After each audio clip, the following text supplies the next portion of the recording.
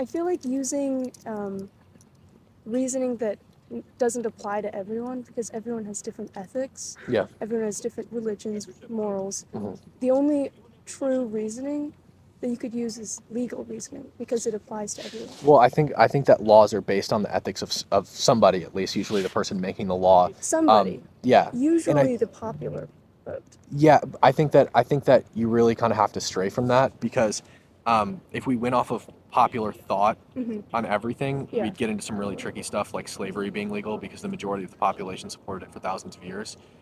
Same thing with like the Holocaust and segregating Well, Jews. that's where the court comes into play, right? Yeah, well, but I mean, even back then, the courts supported it. So I think that becomes a problem. The Constitution is based on ethics. That's the only thing that bailed out black people in America is the Constitution. And Well, that's so I, not true. so I There were a think lot of abolitionists. There were strong women's suffrage the people who wrote the movements. Constitution, yeah. And I mean, when you look at the Constitution, there is no basis for having it would be like there's Right. no way you could justify slavery with the Constitution. Yeah. And Thomas Jefferson and James Madison knew that. And Mm-hmm. so that was really the only thing on a legal basis that bailed out black people, but that was based on their ethics. And so I think that you kind of have to supersede people who disagree with you when you're legislating things based on your opinion. You should have debates in if as a legislator, but you can't like when you're writing laws, you can't be like, oh well, there's like 10 people who disagree with me.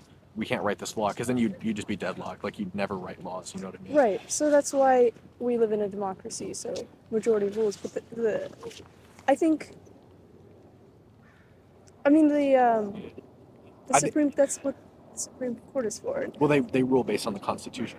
Yes, they do. But they also. I mean, our legal system is a mix of codified law and common law. Yeah. So they also use common law, like case precedent. Yeah, but they can only write common law based on constitutional basis. So like Yes, if a yes. U.S. code is written and it violates the Constitution, the Supreme Court will knock it down.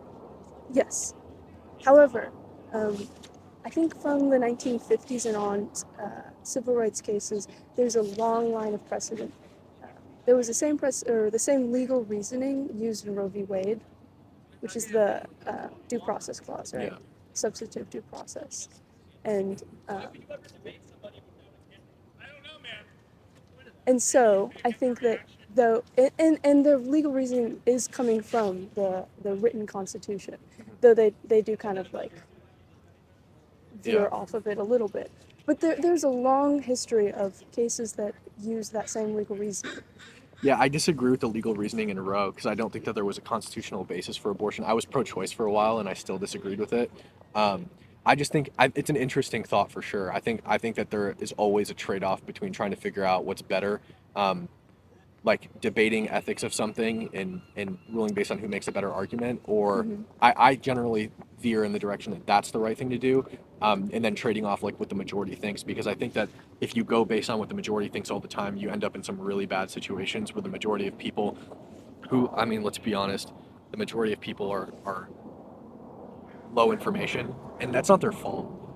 People work 9 to 5 jobs; they don't have time to research issues all day, and they become low information, and it sucks. But because those people are low information, we can't really rely on them for reliable ethics. You know what I mean? So I think it gets tricky. So you're pro-choice. Yeah, Do you and your dad get into it? my dad. Do you know my dad? I could have swore he told me he was pro-choice the last time I talked to him. Yeah. I thought you. Or no, said- pro-life I meant. Oh, Really?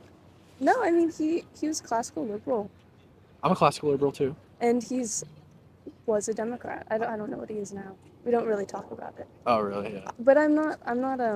My generation has a very strong wave of like super left. Yeah. I'm not like that. I could have swore he told me he was pro-life because we Well, went like- through we went through all the topics that he was like name a topic, and I was like this and this. He's like, oh, we agree on everything. I was like, shit.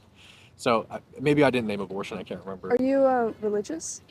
No, I'm You're not agnostic. religious. No, Have you read Roe v. Wade or the Dobbs decision? I've read the Dobbs decision. It's been a long time though. Yeah, I actually okay. went to the Supreme Court after the Dobbs I'm glad you decision. read it. That's good. Well, you know, like the trimester system was set up. Yeah. I've read a lot of Roe v. Wade, but I can't say that I've read it to completion. But I disagree with most of the reasoning, and I think it's actually interesting that Ruth Bader Ginsburg herself actually disagreed with it. Yeah, I think but- she believed there was a better constitutional reasoning for it. I don't recall what it was though. Sawyer.